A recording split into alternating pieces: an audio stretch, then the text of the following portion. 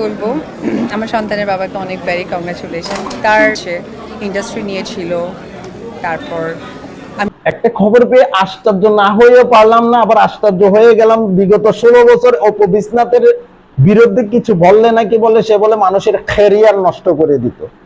অপু বিশ্বনাথ বাংলাদেশের মগা স্টারের প্রথম স্টোরি, যাকে একটা সুটকা ধরাই দিয়ে মগা স্টার গায়েব হয়ে গেছে, আরেকজনকে সুটকা দেওয়ার দায়িত্ব নিয়েছে।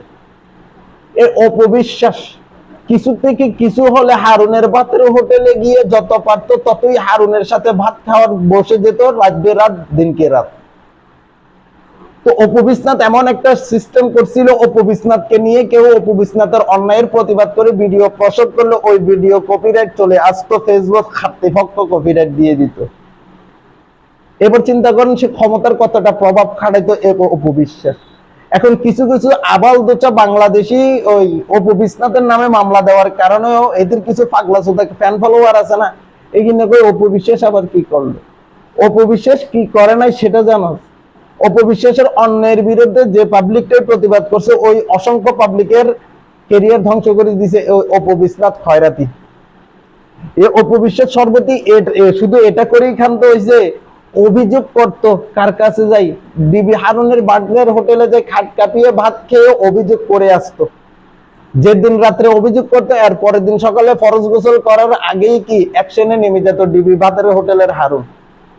এই অপু বিশ্বাস, এই অপু বিশ্বাস তারা নারী সংরক্ষিত আসনের প্রার্থীও ছিল, নমিনেশন সহ পর্যন্ত নিতে গিয়েছিল এই অপু বিশ্বাস সর্বতীরা। মিডিয়ার জগতে যারা আছে তারা তাদের উচিত তাদের কাজ শুধুই অভিনয়ের মাধ্যমে মানুষকে বিনোদন দেবে, কিন্তু ওমান না হিতিকো বিরুদ্ধে মানুষের দুষ্টামি করে একটা কথা বললে এটার বিরুদ্ধে অ্যাকশনে যায়।